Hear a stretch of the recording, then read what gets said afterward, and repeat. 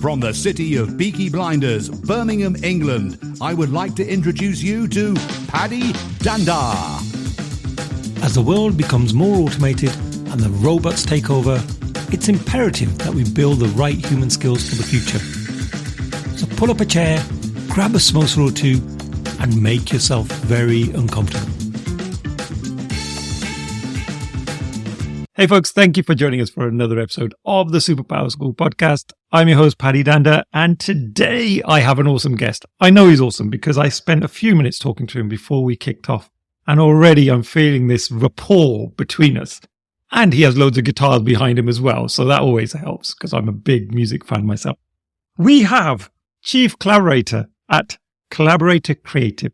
He's also the author of Nonfiction Brand, and he's a branding expert. And we can see his book on the screen right now, those of us that are watching this, Nonfiction Brand, with his photo on the cover, which we're going to talk about in a moment. So welcome to the show, DP Knudten. Oh, thank you so much, Paddy. It's great to talk to you.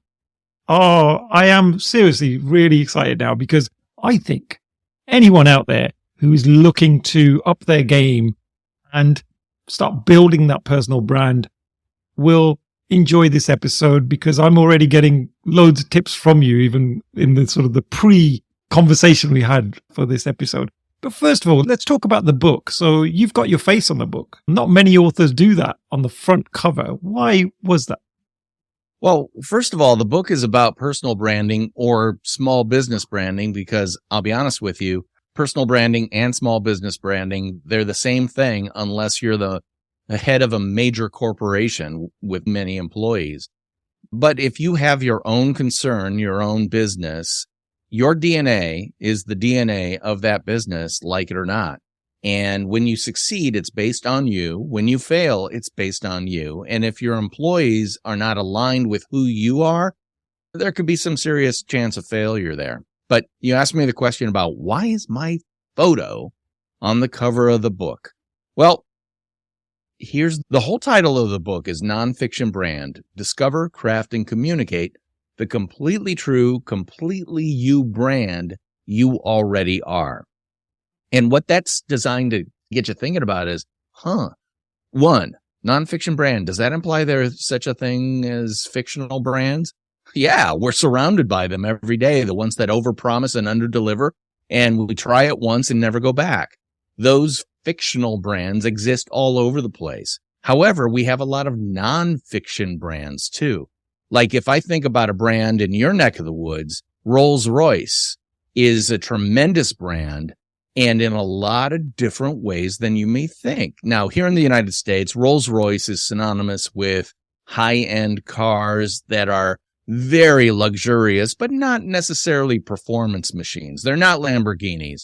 They're for really rich people who just want sheer comfort and luxury.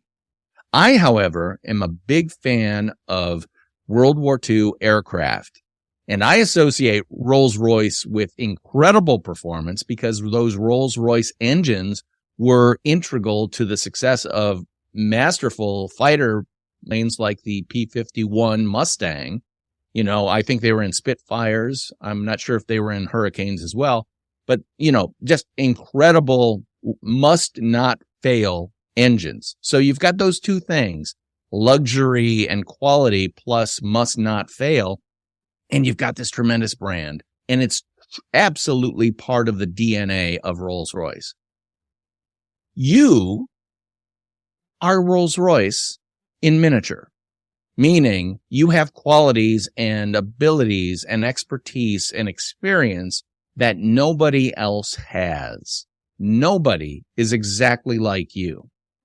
A lot of us hide our light under the bushel, to put it in biblical terms, where, yeah, I do great work, but I don't want to be braggy. I don't want to be a braggart. There are enough hucksters who are always me. I'm not that type of person. I don't want to be that. The idea of stepping into the spotlight might be a little bit scary even. To which I say, you got to get over that.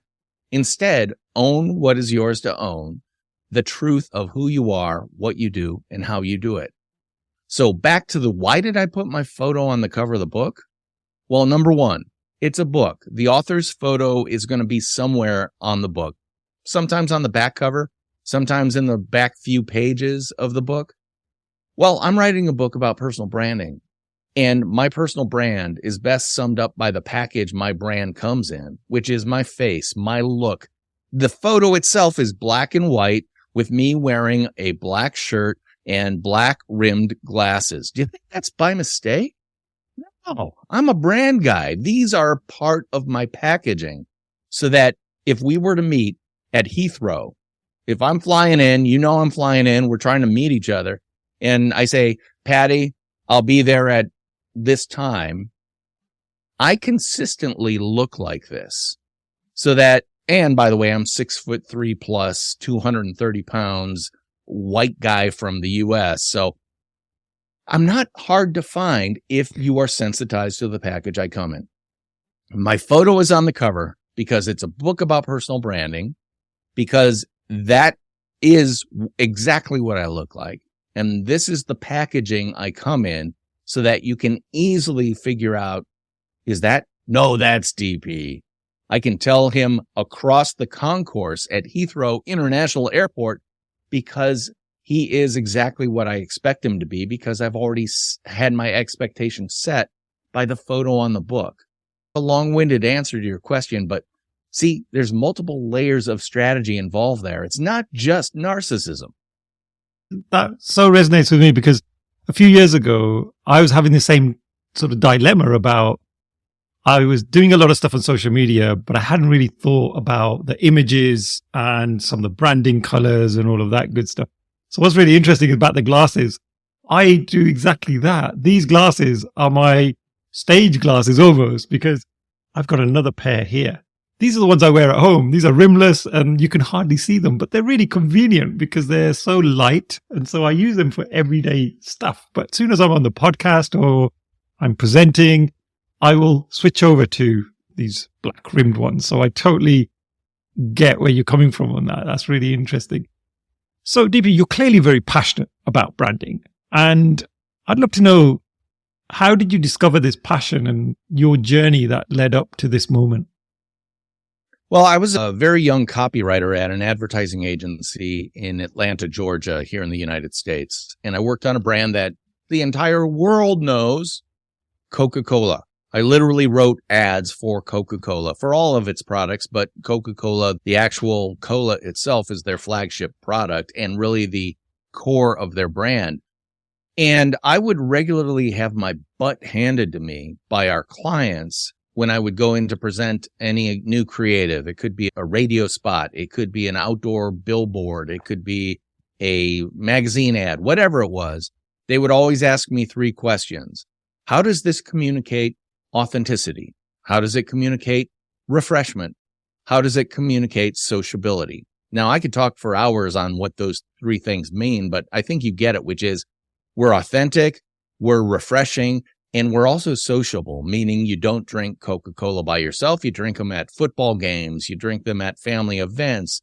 Coca-Cola has been very successful at owning the year-end holiday time period, at least here in the United States, because it does really compelling advertisements that people love to see with polar bears and seals and stuff like that. And people look forward to it. They've been so successful at owning the holiday season here in the U.S. So I'm there and I'm asked those questions. And the truth be told, at the time, there were 7 levels of review and approval for everything I did. And the first level was there for one reason, and that is to kill the ad before it has to go to the other levels. If it doesn't communicate those 3 key ideas, authenticity, refreshment, and sociability, it was dead. It could be the funniest ad you've ever heard. It could be touching. It could be a tearjerker that really makes you cry. If it did not communicate those 3 things in an effective way, it was dead on arrival. Right? Why? I asked myself, why are they such a pain about that? And then I realized, because in reality, they are a commodity. They are sweet, brown, bubbly water. That's it. I mean, their fiercest competitor, Pepsi, is sweet, brown, bubbly water with a slight flavor profile difference, but they're the same dang thing unless they're not. And here's where branding came in. I realized there are only two positions in the marketplace that really matter. And that is, are you a commodity or are you a brand? A brand, or let me put it this way, a commodity is always purchased for the lowest possible price. A commodity like oil. I want to buy a barrel of oil. I want to get it for the cheapest possible price. Why? Because one barrel of oil is like another barrel of oil. They're all the same. I want the lowest possible price. Meanwhile, if I'm a brand, I can charge a premium. Now, anyone watching this will see that I have an Apple Watch. I've got an iPhone. I'm doing this over a MacBook Pro. I am Apple all day long. And full disclosure, I love the brand so much I own stock in Apple because they do what I need, which is design beautiful stuff that inspires me to do even better creative work. It works. Everything talks to each other without going into a config.sys file and having to do any of that rigmarole. I don't have to worry about it. And also, I'm IT dad in my family, meaning I have to do the IT for everybody. If I had to go in and fix or do updates and deal with viruses on my daughter's and my wife's computer, I would probably do evil, bad things to myself because I don't want to have to do that. I've reached the point in my career where I have more money than time. As a young man, I had more time than money.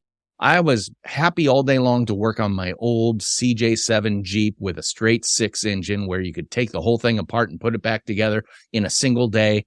And I like to say that cockroaches will be driving that vehicle after the nuclear apocalypse because it will survive and will not be affected by electromagnetic pulse.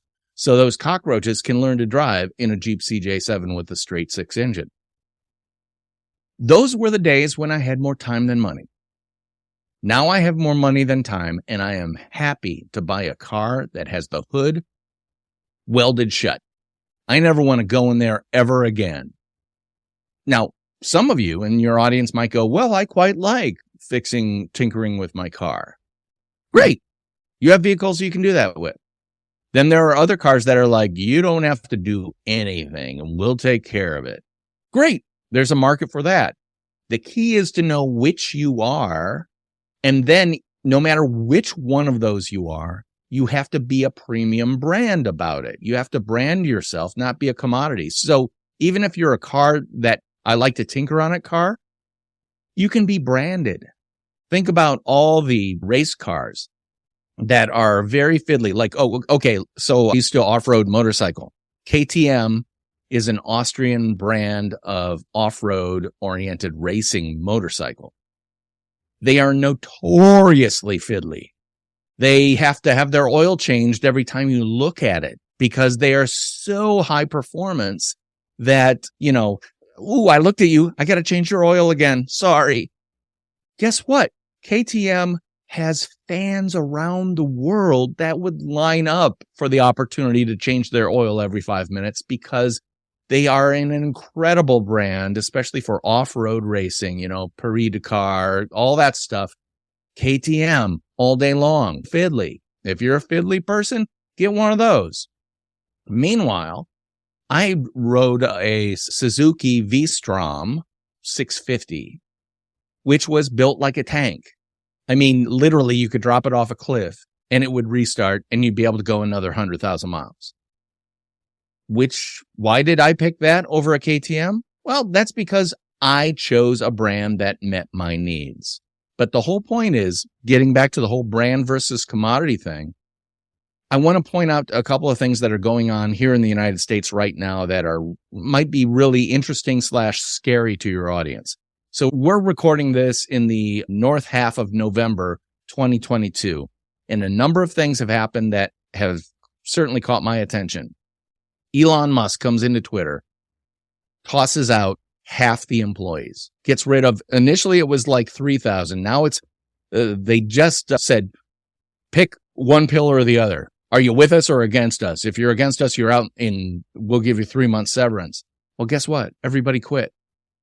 He's destroying a brand, but the point I'm trying to make is not about him. It's about all the people who lost their jobs. Same thing. Mark Zuckerberg at Facebook, 11,000, not 1,100, 11,000 people were fired at the same time, many of whom do the same exact job or develop in the same exact, computer framework, languages or whatever.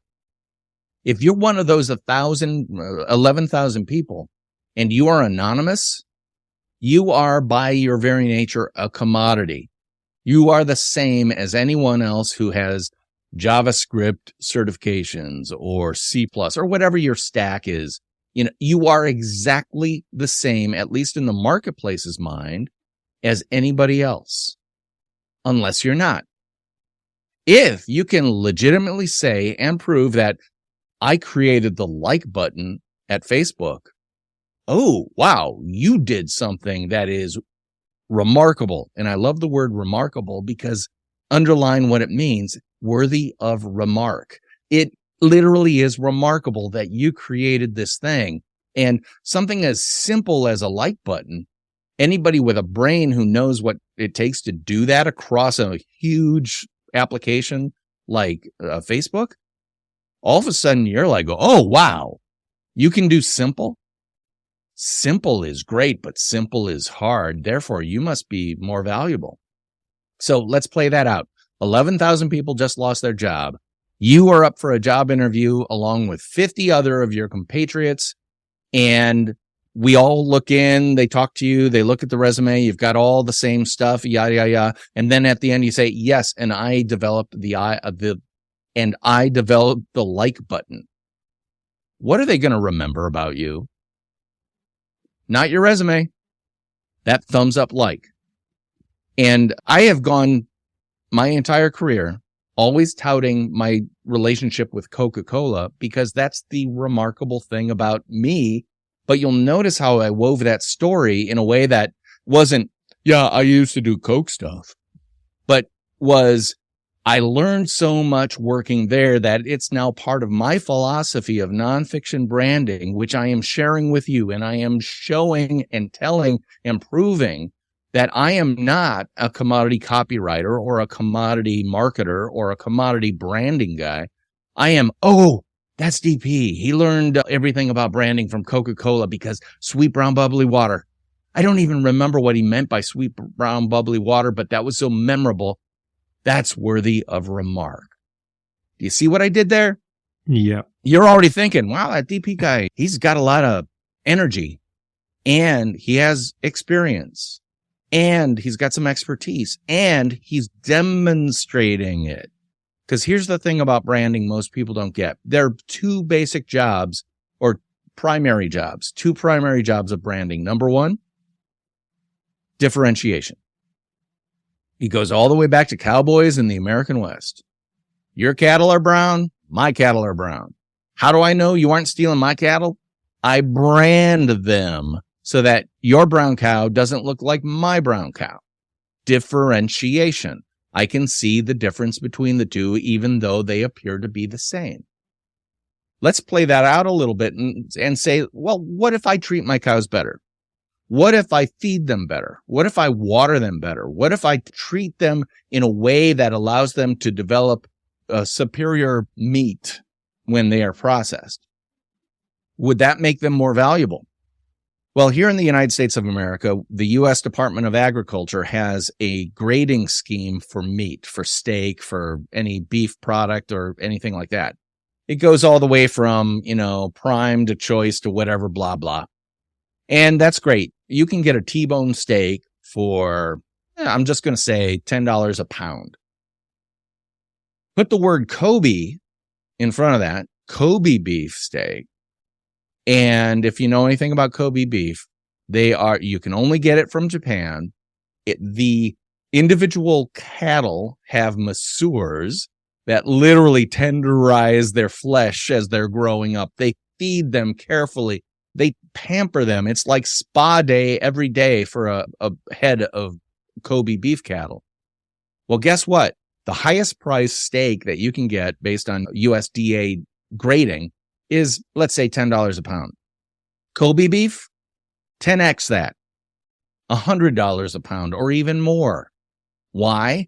Because they've taken a commodity product, branded it to the point where they can get 10x more profit out of it because they are, in fact, a premium brand.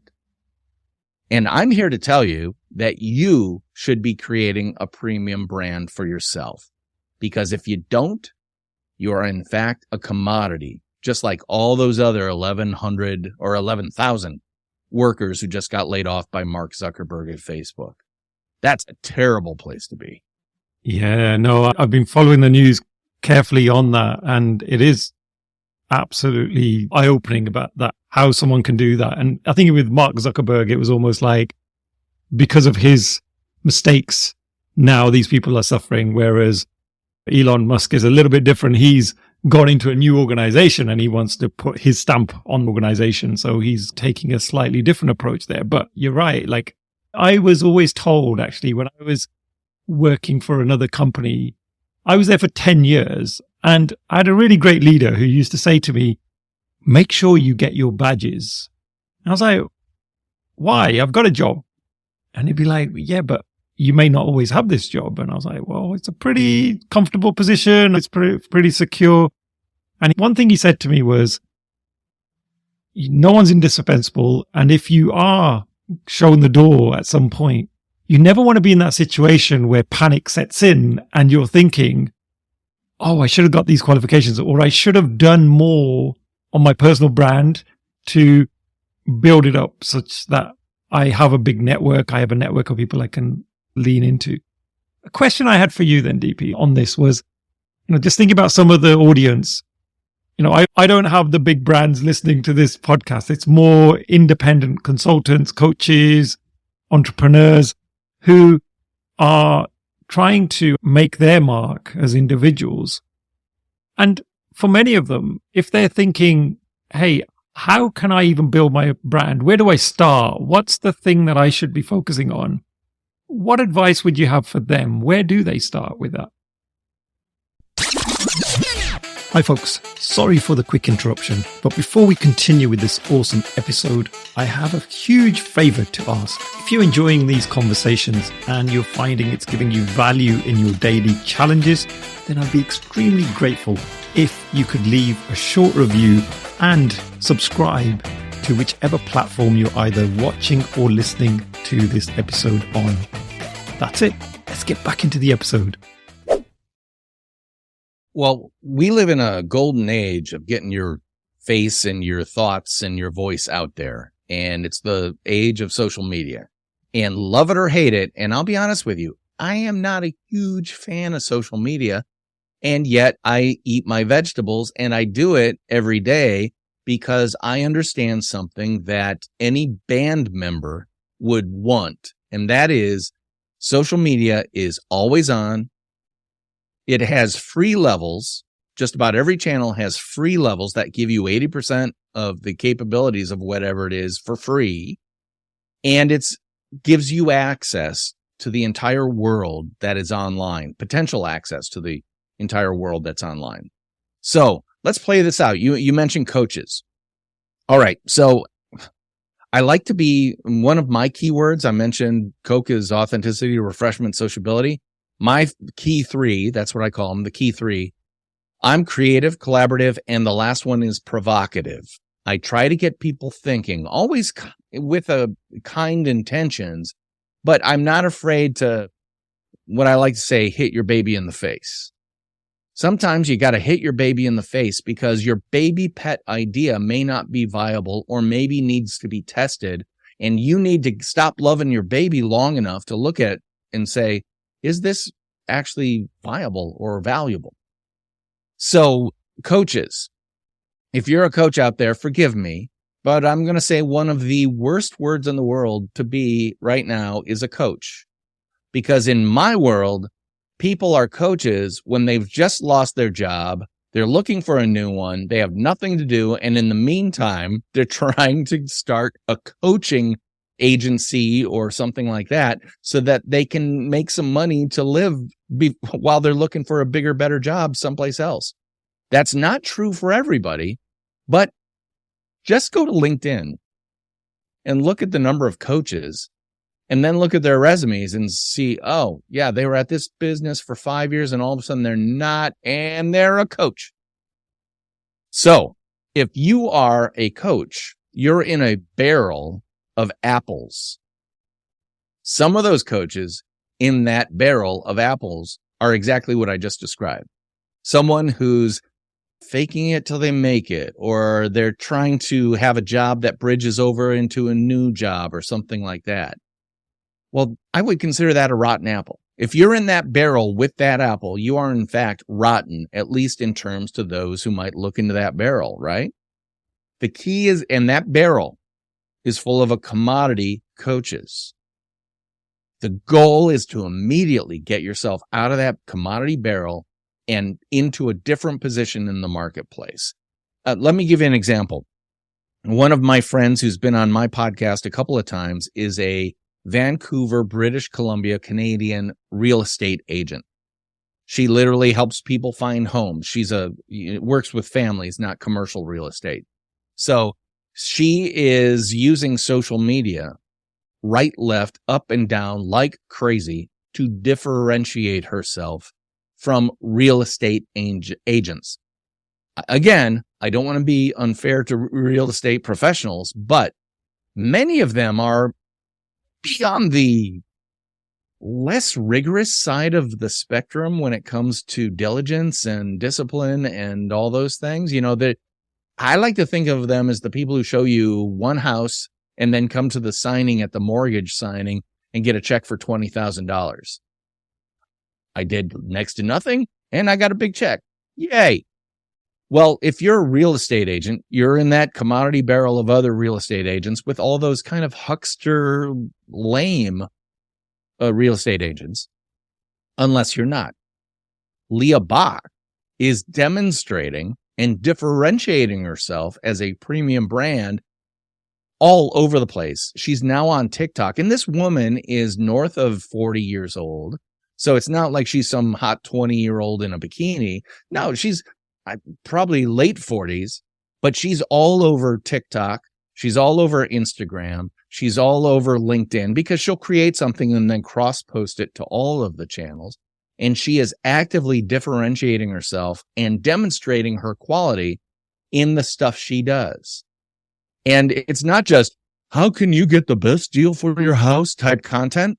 One of her most popular ones, she's wearing one of those inflatable Tyrannosaurus Rex costumes and walking down the street, and it got incredible views. And another one where she falls into a swimming pool at a house that she's trying to sell and list and all this stuff. So it's not just, how can you make sure your house doesn't stay on the market too long? That content is valuable, but the real stuff that's super valuable is the stuff that clearly differentiates and demonstrates exactly who you are. Because if you follow Leah long enough, your takeaway is going to be, oh, she seems nice. Oh, I kind of trust her. Oh, she'd be fun to get a glass of wine with after a hard day of looking at homes. Oh, I think she would be great because she's demonstrated she knows the neighborhood that I'm interested in moving into. She's done her sales job in advance, say it with me, for free on social media because she put herself out there in a way that is completely true and completely her. That's what I'm talking about. I'm not talking about faking it. I'm not talking about putting on a mask or something. I'm just saying demonstrate exactly who you are. If you're a numbers person, demonstrate that. If you're a performance-oriented person, such as myself, demonstrate that, which is why I'm on your podcast. I'm talking to a guy in the UK.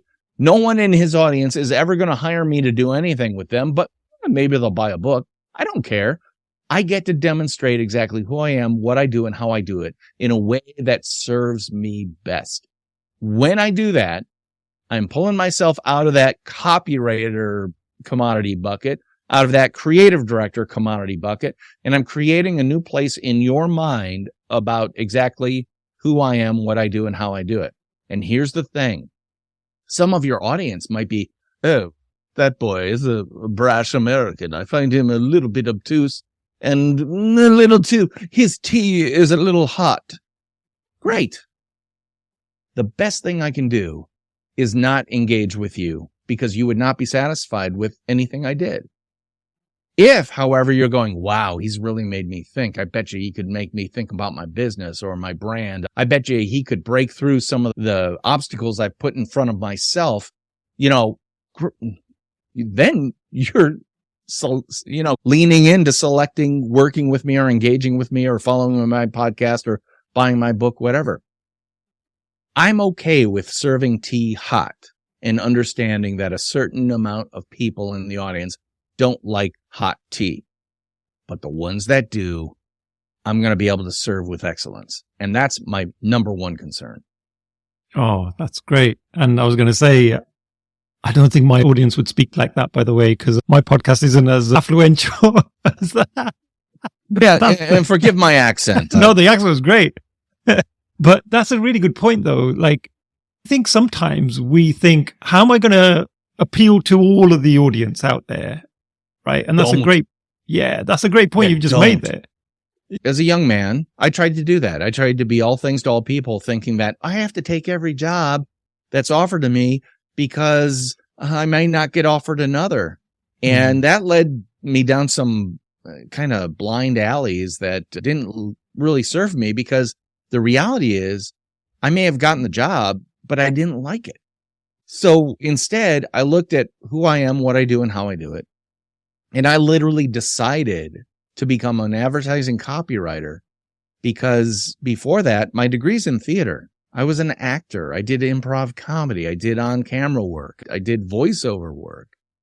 And I knew that a regular job, working in an office, etc., was not going to work for me. I needed to use that which I had. And it turns out that what I have is rare and valuable to the right people. That's the key. And here in the state of Wisconsin in the U.S., fishing is a big deal. Angling. And there are two types of fishing.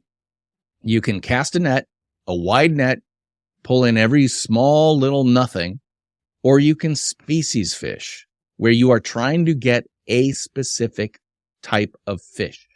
So let me just say that we're going out for whales. If I get one whale, my year is taken care of. I don't have to worry about it. If I go out and I have to cobble together 50 small little fish, can you imagine the pain involved with that? If you know who your species is, fish for them. If you know the people who you can best serve, go fishing for them and prove your value. Yeah, again, to torture this metaphor, I like to think of fishing or advertising and marketing as a fishing lure. You've got the flash in the water, and then you've got the hook. The flash in the water will always be the concept and the art direction and the typography and the color and all that stuff. But the copy is the hook. That is the thing that will create the images that remain in your mind. Like the fact that I mentioned the phrase sweet, brown, bubbly water earlier in this podcast. I do a call back to it right now. Instantly, you're reminded of that, because it was one of those copywriting tricks, which is come up with that phrase that is remarkable and memorable, and then use it frequently. You've heard me say completely true, completely you, or completely true, completely her. Why do I do that? Again, that's proving that I am a copywriter, that I can create memorable communications, that I can pack a lot of meaning into a small phrase. By demonstrating that, I am demonstrating exactly who I am, what I do, and how I do it. If you don't need that, don't come to me.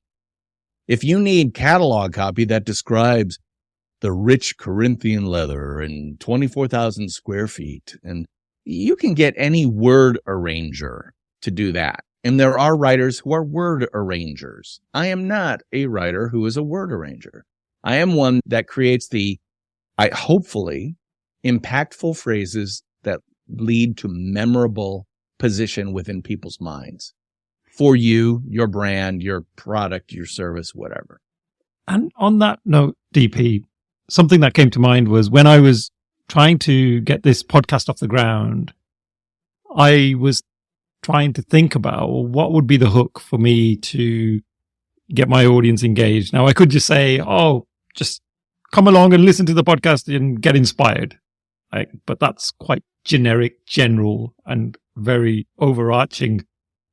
And so I was battling with what is the angle that I would go at it from. And in the end, I focused very much on human skills for the future because I was quite passionate about that anyway. And it felt like there's not that many podcasts that really advocate that. They may do it in other ways, but really to say, you know what, I'm making a point that we're not going to talk about tech much. Like, that's not the thing that I want to specialize in. There's plenty of other places you can go for that and really good places.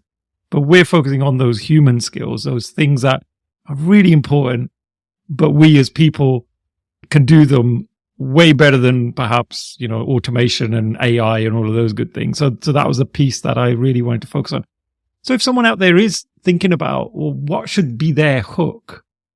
Is there any advice on that? Like, how do you formulate that hook to say, well, this is me, I'm DP, and this is what I do? What's that? How do you formulate that?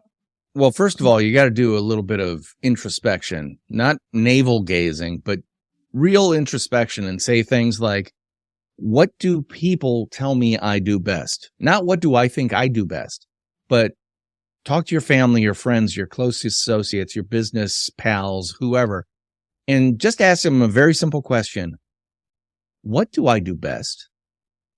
You're going to get a number of answers, but a lot of them are going to be rotating what would be called a magnetic attractor or something like that, a concept attractor, which is, well, I think I'm really good at analysis. And they say, no, you're really good at cutting through the BS.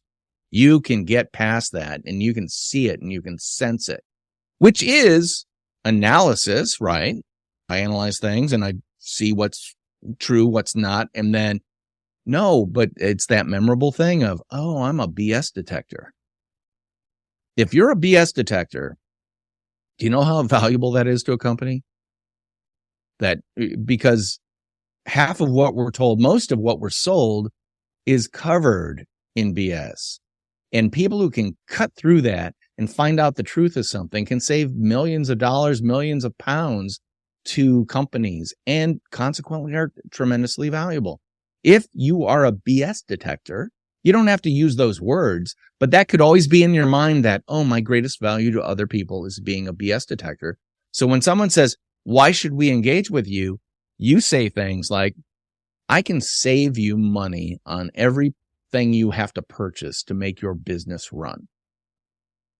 Why? Because I'm a tremendous BS detector. So I can get through the salesperson's BS and get to the best possible price and save you money. And by the way, did you see what I just did? I didn't talk about my feature. I talked about your benefit. You will save money on everything you have to buy to keep your business up and running. That is probably the biggest thing that good advertising does. It talks about benefits, not features.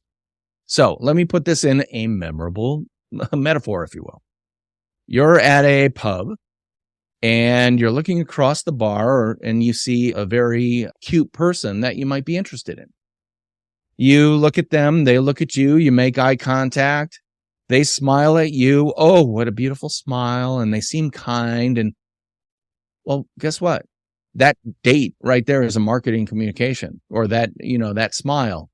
And the first date is about one thing only, and that is getting a second date. So if the first date is just the pretty smile that gets you to move or gets you to engage in one way or another, that's exactly what you should be doing. So again, let's pop back to the BS detector conversation and say, you can save me money. Well, that's interesting because we're about to buy a new fill in the blank, let's say your printing press, multiple millions of pounds to install this thing. We're looking at two competitors. How would you save me money? You've just started a conversation, date number 2. And date number 2 is all about getting date number 3 and with the goal of always working towards marriage. If you don't have a good smile to get date number 1, and if you don't have an intriguing conversation starter to get date number 2, how are you going to get married? A lot of people say, here's my business card, let's get married. How successful is that? It's not. But if you can demonstrate your value by showing and proving the benefits you can give to them, that's how you work towards getting married. I didn't think this was going to be about dating advice, but it applies. I love that. I love metaphors, by the way. So you are the king of metaphors, DP. So far, I've counted quite a few on my hand. So it's been great to hear those. That's the way my brain works. Yeah. And let me tell you this story, because if you love metaphors, you need to understand one thing, which is other people do not. And I think most people love metaphors because it's like, oh, you took this thing that was difficult and broke it down for me. Thank you. I literally did a presentation for a person who had a little bit of a chip on their shoulder. I think they may have been one of those people who didn't go to university, but they were very successful. But the thing I found is if you didn't go to university and get a degree, you have a chip on your shoulder, which is I didn't go, therefore I don't know what you know. Now, I went to university, and let me tell you, they don't teach you anything there that a smart person can't learn outside of that. But if you didn't get that ticket stamped, you might have that little bit of insecurity. So I'm doing my DP thing where I'm talking about metaphor to describe something, and the person looked at me with cold laser eyes and said, I don't need you to break this down for me. And I said, whoa, I'm not breaking it down for you. I'm breaking it down for me. This is how I understand it. I'm sorry that you may have felt insulted, but I didn't mean that. I'm just being me. The fact is, he didn't like me for any number of reasons. I don't care what they are. I just know that I would never be able to serve this guy well. And so when they chose not to use me in my services, I was like, thank God I dodged that bullet. Because if I tried to reform myself to match their desires and wishes, it would be a failure. So by not having to waste any time and energy on failing like that, I can give it to the people who get me. It really is as simple as that. Yeah. Oh, no, that's really interesting that you've had that experience. I have to say, I'm touch wood, I've never had that level of negativity. You haven't dealt with insecure jerks like I have. So we're running out of time, DP. I just wanted to finish off the episode with any recommendations from you on resources that people could follow up with. Obviously, you've got some great material, so I'd love to hear a little bit more about that people can then reach out to you and check out some of the great things that you have on offer.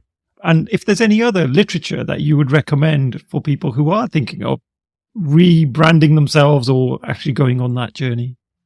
Well, the first thing you can do, and you can do it right now, if you're sitting at your computer, go to wired.com, that's wiredmagazine.com, and look up an article called The Brand Called You. In 1998, Tom Peters, the brilliant business strategist, wrote an article. It's a pretty short article in Wired Magazine's fourth issue. I think it was probably their fourth issue. And it's Fast Company Magazine. I'm sorry. It's Fast Company Magazine, fastcompany.com. And look up The Brand Called You by Tom Peters. You can still read the whole article. And he's basically the father of what personal branding is. And the key thing is personal branding is not about becoming an Instagram influencer. It's not about taking pretty photos on a beach in Belize with the wind blowing through your hair. It's about using the tips and tools and techniques of packaged goods, branding, and marketing and applying them to yourself so that people can understand who you are, what you do, and how you do it, and self-select you because they totally understand those aspects of you. We've talked about some of the things about myself, about my love of guitars and music. And I've mentioned my background in branding and in copywriting and creative directing and stuff like that. But you don't know how many children I have. You don't know how many dogs I have. You don't know how I vote politically. You don't know my favorite color. None of those things matter. Why? Because I'm packaging myself completely so that you guys can understand exactly who I am, what I do, and how I do it. So that would be number one. Go read that article, fastcompany.com/ and look up The Brand Called You, Tom Peters. The second thing is, it's called Nonfiction Brand, Discover, Craft, and Communicate the completely true, completely you brand you already are, with this guy's photo on the cover. That's available via Amazon, even in the UK. It's available all over the world via Amazon, so that's the best place to get that. I would love for your listeners to take a listen to my Nonfiction Brand podcast, where I have people and experts on from all over the world talking about their personal brands, what they're doing, how they're doing it, why they're doing it. And it allows people to see personal branding through a lot of other people's eyes, if you will. So I have no doubt that Patty's going to be on my podcast sometime soon, because I want to get the UK view from his eyes on what's happening over there and what he's doing for himself. Again, you can get the Nonfiction Brand podcast wherever podcasts are free. Just look up Nonfiction Brand and Knudten, spelled Knudten. Pay no attention to my license plate up there in the corner. And also, if you go to nonfictionbrand.com/gift, you can download 3 PDFs that will help get you started on your personal brand development journey, if you will. One of the PDFs is a 5-question questionnaire that is just designed to get you start thinking about stuff. And then the other 2 are some techniques you can use starting today on social media to start getting yourself out there. Let me describe one of them to you quickly. It's called the unselfish selfie. We all take selfies, right? Many of them are, look at how good I look selfies. If you are going to a meetup or a business meeting or a groundbreaking of a new building or any type of event where people that are brand enhancers for you, make sure you take a photo with them and make sure the spotlight's on them, not you. Yes, you need to be in the photo, but it's really about them, making them look good. Because when you make them look good, you look good. Or as I like to say, when you shine the spotlight on someone else, it reflects back on you in a positive way. So the unselfish selfie, that's one of the worksheets that you can download. It's got all the, how to do it, where to do it, all that stuff. That's at nonfictionbrand.com/gift, GIFT. Oh, fantastic. I think I'm going to be downloading that myself and checking out some of that advice for sure. So, DP, thank you so much. It's been a pleasure getting to know you over these last few minutes. I feel like we could talk about so much more. We will on my podcast. Yeah, we'll do a follow-up on there, and maybe I can talk some Brit stuff with you then. And so thank you once again. I really appreciate your time today. My pleasure. There you have it, folks. It's the end of another insightful episode. And as always, thank you so much for sticking around to listen to this episode and for helping support me and encouraging me to create more content for you guys. If you'd like to get in touch with me directly, you'll find my email address in the show notes, or equally head over to the website and click on the contact link. And I promise I will respond to every single message I receive. I'm always looking for your feedback, so if you'd like me to change things up or improve things, I would love your opinions. If there are topics that you would like us to do future episodes on, or there are other great speakers that you are aware of, then please do mention them, and we'll see if we can make it happen. Thank you once again.